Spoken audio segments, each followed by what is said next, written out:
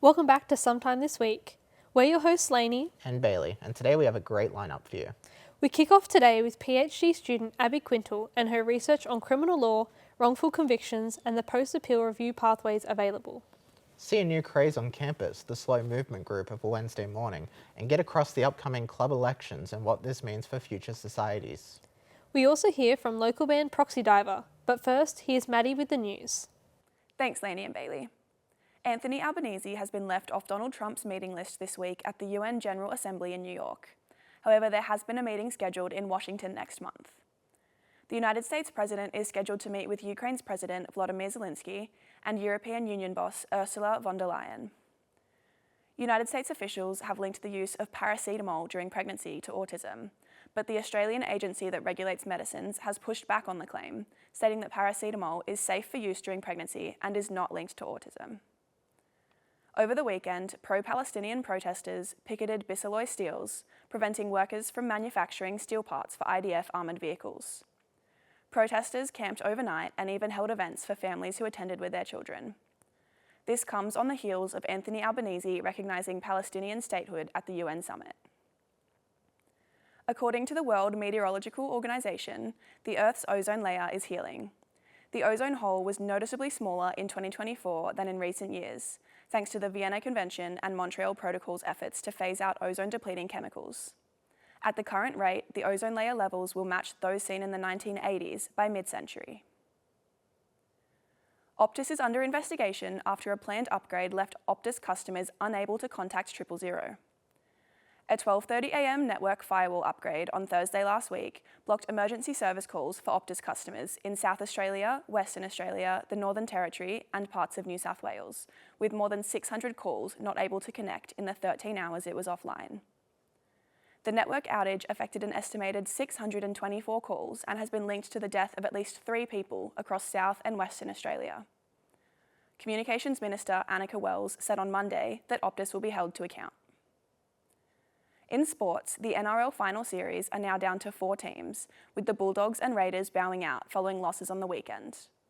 The Raiders' elimination marks only the second time in the NRL era the minor premiers have gone out in a straight sets, with the last being the Dragons in 2009.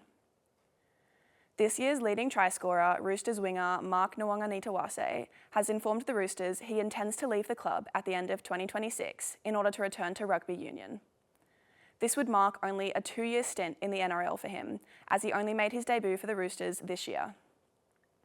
On to the weather now. We're certainly starting to feel those spring temperatures come into effect this week. Temperatures are expected to soar into the high 20s from Friday, peaking well above even the December average. It doesn't look like it will last for long though, with showers looking likely to arrive from Sunday as temperatures drop again. Back to you, Layney and Bailey. Today we have a special guest here to speak about her research in the field of post-appeal review pathways. But don't hear it from us, here's Abby. Hi everyone, my name is Abby Quintal. I'm a second-year PhD student here at the law school. My thesis is on developing principles for evaluating the effectiveness of Australian post-appeal review pathways to identify and remedy wrongful convictions. And this is my 3MT speech. Wrongful convictions. Let me paint a picture for you. Rachel has been wrongfully convicted of a crime she did not commit. She has been incarcerated at a place far from where she calls home. She has become estranged from her family and friends. She has no money, no legal support, or fresh evidence to prove that she is innocent. This is the scary reality for many Australians. Australians like you and me. Current data suggests that in Australia, around 350 convictions a year are factually wrong or left uncorrected by appeal. My thesis is dedicated to ensuring that these injustices are not ignored. Nobody should remain incarcerated against their will. Now I expect you to wonder, what can Rachel do to remedy and correct her wrongful conviction? Well, she can access various post-appeal review pathways to challenge her conviction or sentence. You may have heard of a governor pardon or an attorney general inquiry. These pathways are imperative and provide wrongfully convicted persons the chance to present evidence and arguments that demonstrates their innocence. But what if I told you that these same post-appeal review pathways are inaccessible? They lack transparency, independence, and accountability. My thesis focuses on evaluating the effectiveness of Australian post-appeal review pathways to identify and remedy wrongful convictions. Drawing on interviews with legal professionals, I will develop a set of clear principles to evaluate Australian post-appeal review pathways. The finalised principles will then be tested against 2 case studies, one in Australia and one in the United Kingdom, to draw conclusions on whether the principles are useful to evaluate Australian post-appeal review pathways and what can be learnt. By identifying and testing various principles, I will foster change and improve the capacity of Australian post-appeal review pathways to identify and remedy wrongful convictions. You may have heard of the names and stories of popular Australian wrongful conviction cases, such as Lindy Chamberlain, Andrew Millard, or Kathleen Folbig. We always remember the names of the lucky ones. But what about the others? What about the voices and untold stories of disadvantaged, innocent, wrongfully convicted persons like Rachel? It's time for action. It's time for reform. Are you with me?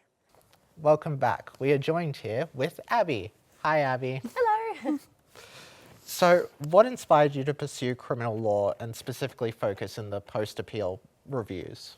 Yeah, that's an interesting question. I think ever since I started law all those years ago in 2019, I always had a passion for criminal law, as do most first-year law students who want to be criminal barristers or criminal solicitors.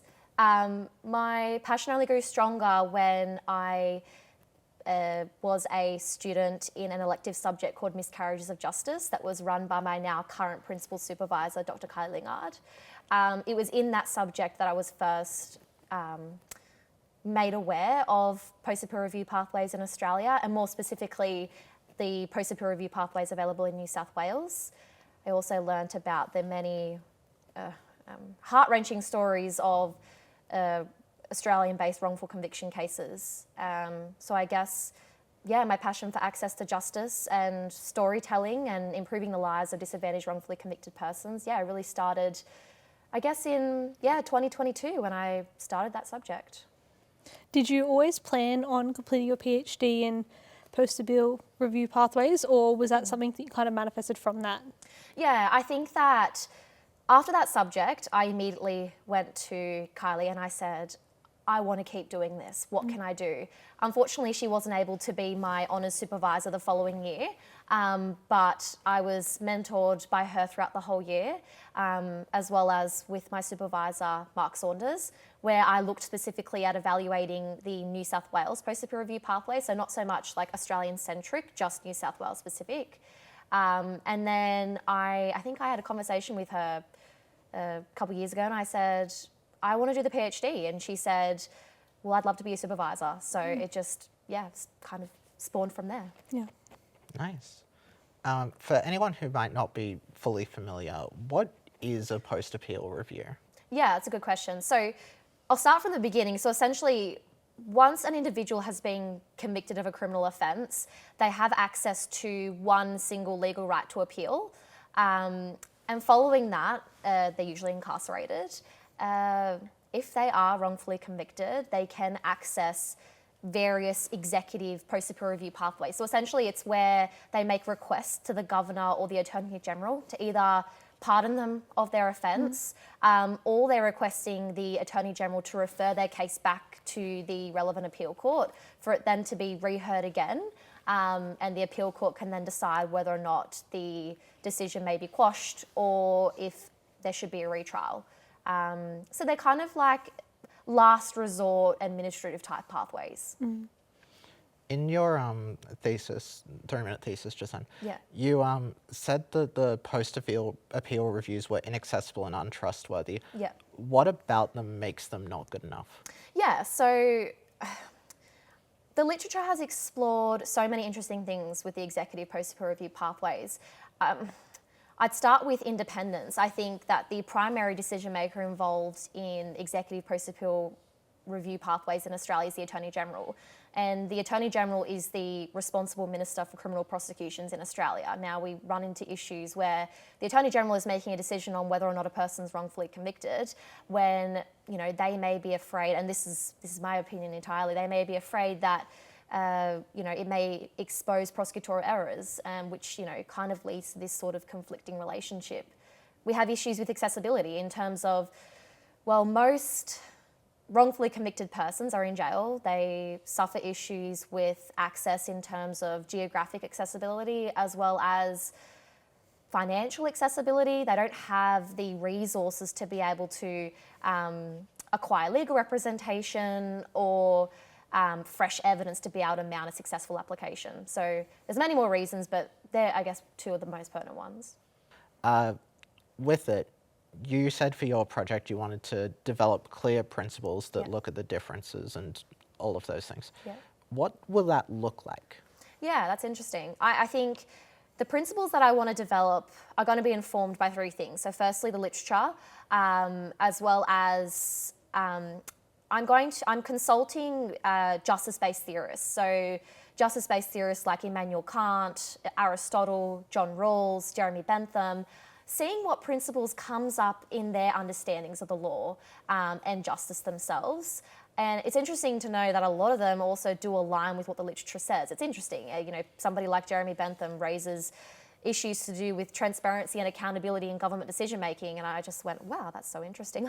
And then I'm also informing my principles through legal professionals, so interviews, which I'm currently going through ethics, an ethics application to be able to do so. I'm going to be consulting certain legal professionals like post-appeal review decision makers in Australia, legal representatives, and people from New South Wales Corrections to be able to get their insight on the internal and external mechanisms of post-appeal review and whether or not they think certain principles will be feasible in practice. So essentially, I just want to make sure that I'm not just creating principles that are just based on assumptions. I want to make sure that they're really rigorously determined and have a lot of evidence in the literature as well as theory and practice. One of the other things you said is that you were hoping that it would help identify wrongful convictions. Yeah. How are you hoping to identify a wrongful conviction versus someone who's just claiming innocence when they've actually done the crime? Yeah, it's an interesting question. I think that the key issue with the current Australian executive post-appeal review pathways is that they fail to identify many wrongful convictions due to the principles I'm going to kind of develop in my project. It's kind of a hard question. Do you mind maybe, I don't know if I could answer that in a different way? Yeah, sure. I don't know.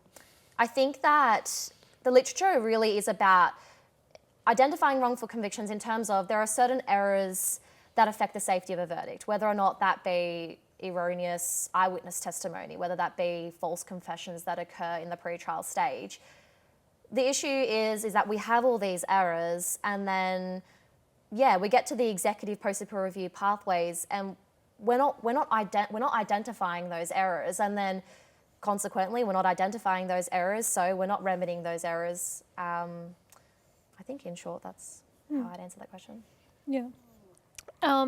You mentioned before accessibility and how that's a big issue with your research subject. Yeah. Do you have any key statistics or anything like that that's relevant to accessibility just to really reinforce how important it is? Yeah, look, the issue with this space is that there are not a lot of statistics. In terms of the 350 convictions a year that are potentially wrong or they're factually innocent of their crime, even that was difficult to obtain. I think there's a generalised consensus that these pathways are not accessible for disadvantaged wrongfully convicted persons, but the issue with this space is that nobody has actually created a repository of wrongful conviction, so like a key database. So a lot of people have started it, a lot of amazing scholars like Rachel Daiso-Villa, David Hamer and Gary Edmond have tried to start a database where we can start pulling statistics from here, but as yet, none of them have been able to receive the funding to do so.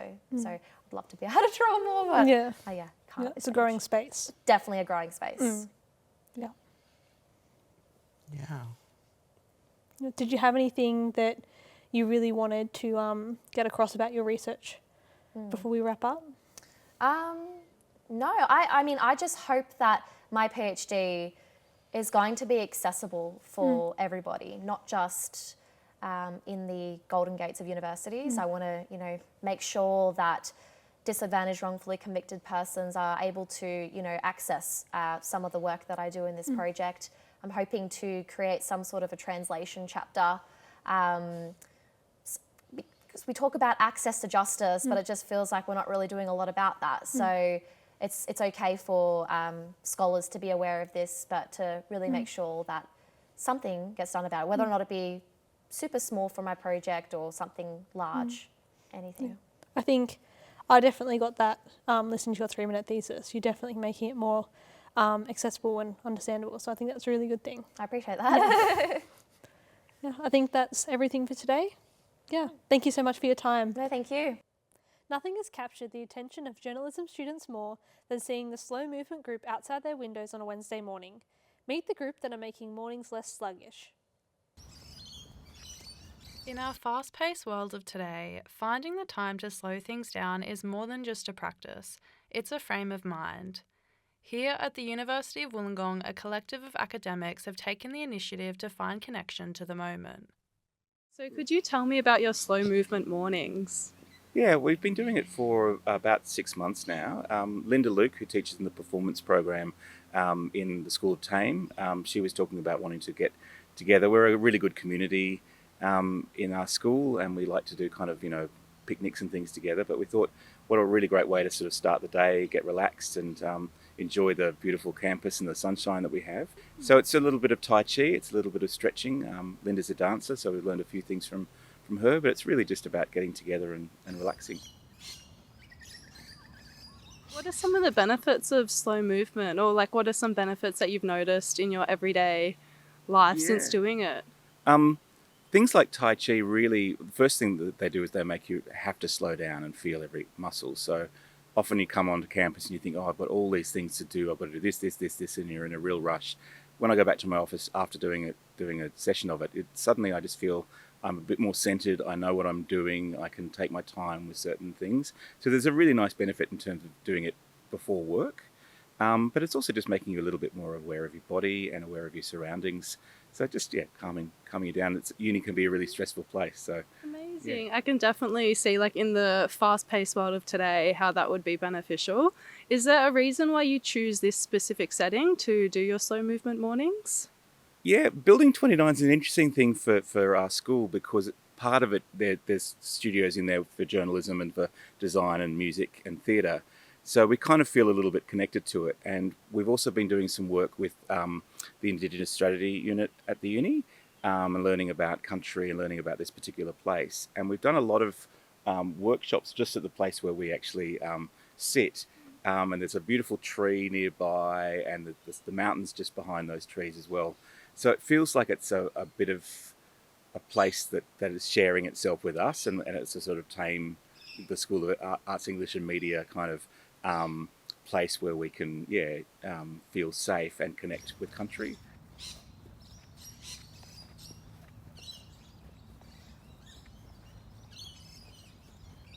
So we've been doing it for about 6 months, and if we could be doing it forever, I would come back and do it. It's a really great thing of getting the school community together. So if we could do this every week forever, I'd be very happy. By the end of their morning, these academics have already found connection to community, country, and themselves, reminding us all at UOW how important it is to slow things down.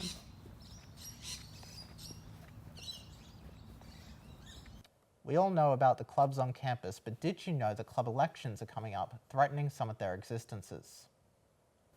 Now we're joined with Sonia, who's the executive of 2 clubs on campus. Hello, Sonia. Hi. Would you mind telling us a bit about yourself and the societies that you're involved in? Yeah, so I'm Sonia May, she, her pronouns, and I am currently an exec in 2 different clubs, which is the Pokemon Society and the Anime and Manga Club. I was also an exec in 2 other clubs until recently when they had their AGMs, which was Tabletop Society and the Bubble Tea Society.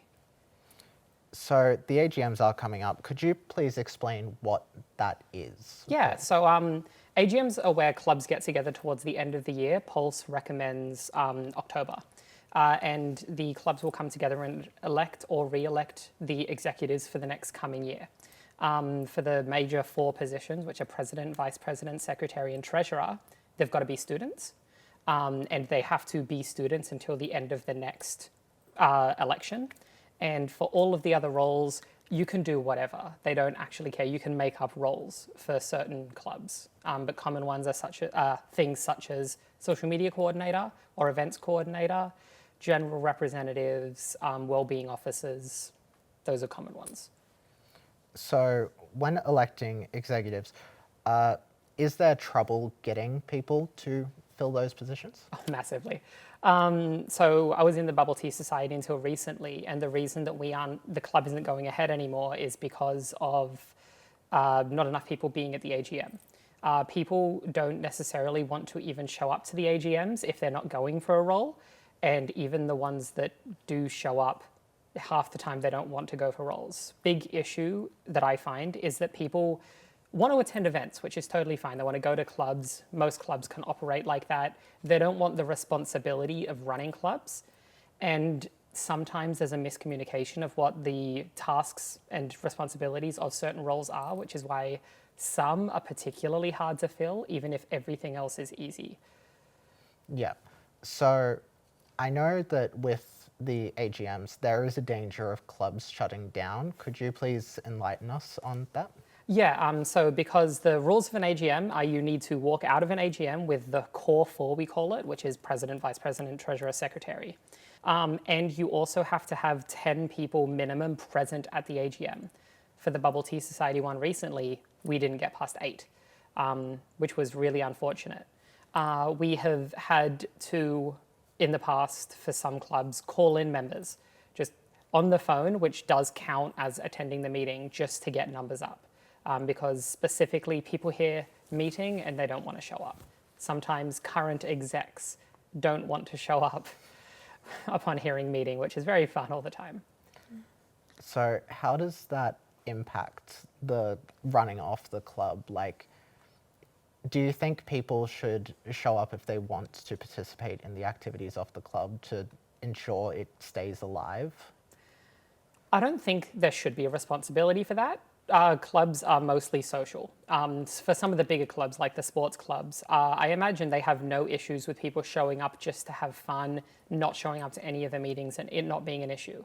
But for some of the smaller ones, all of the clubs that I am or was involved with are hobby clubs, like really niche clubs, where unfortunately, because of the member numbers, some people do need to step up.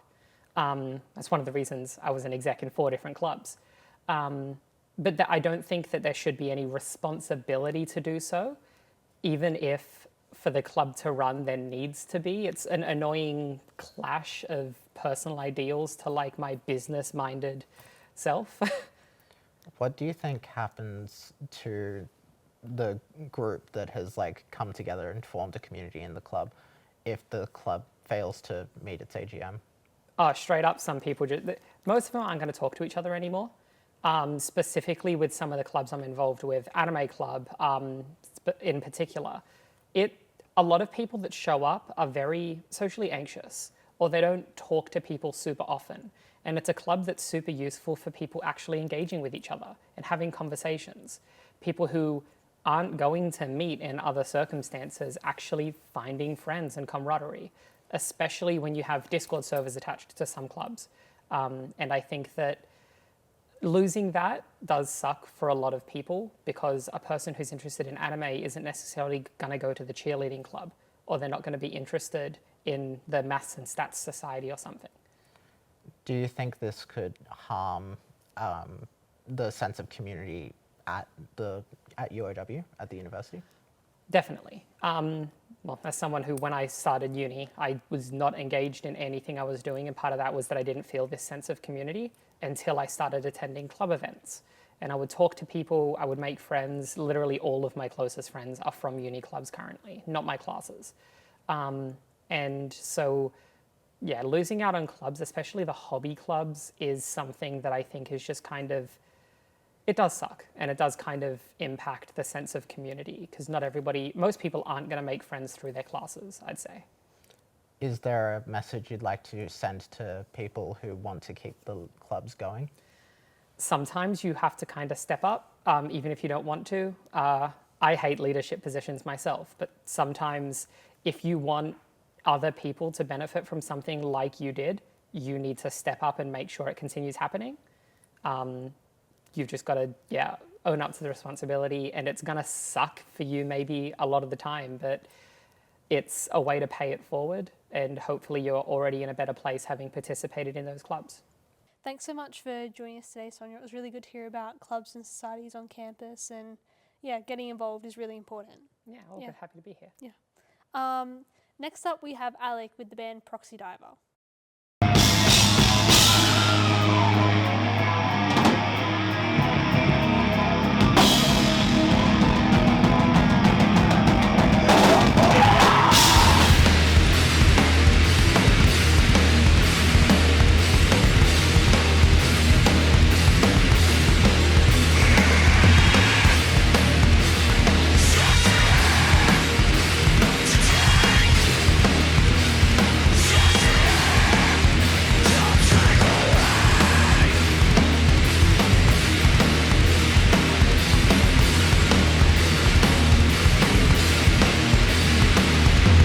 I'm joined here today with Proxy Diver, a local Wollongong post-hardcore band.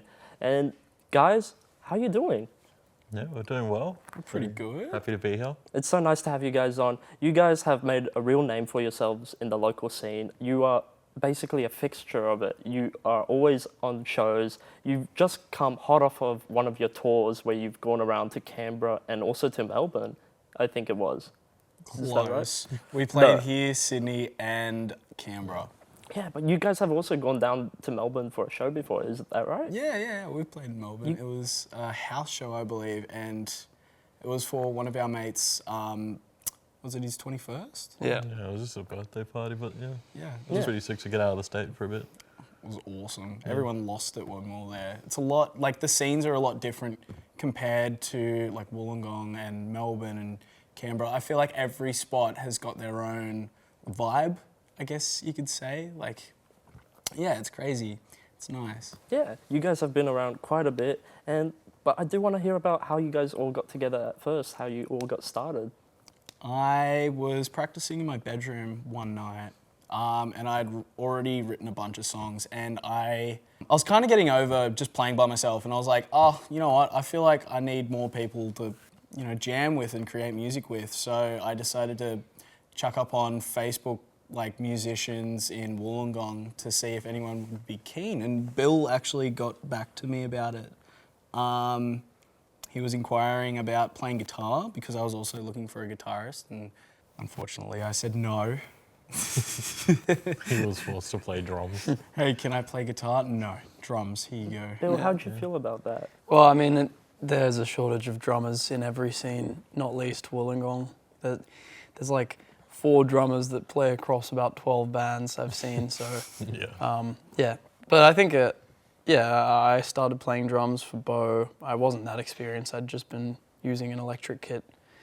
That's what I'd learnt on, and then I started playing on an acoustic. Bought myself a double kick pedal, and then in terms of my position in the band, not much else has changed. Yeah. But then Adam was like my best mate from before I joined the band, and we'd done some other music stuff together. So I felt bad not having him playing with me still. So when things didn't work out with our old bassist, I was like, yeah, Adam can play bass. You snuck him in. Snuck him in. And how's that when you got started, when you joined up with Proxy Diver? Yeah, it was a bit awkward. Like, I remember walking into the first practice, this guy had like this massive amp, like 2 cabs rigged up next to each other. And and it was just a wall of noise, and I had this little tiny 50-watt bass amp. I couldn't hear anything. Then we played our first show, and then I realized I was playing everything wrong. Like I was out of key, but it was fine. But yeah, I'd played guitar for a long time, so then jumping over to bass and like figuring out like playing in because we were a lot more on the shoegaze side prior to the stuff we've been making recently.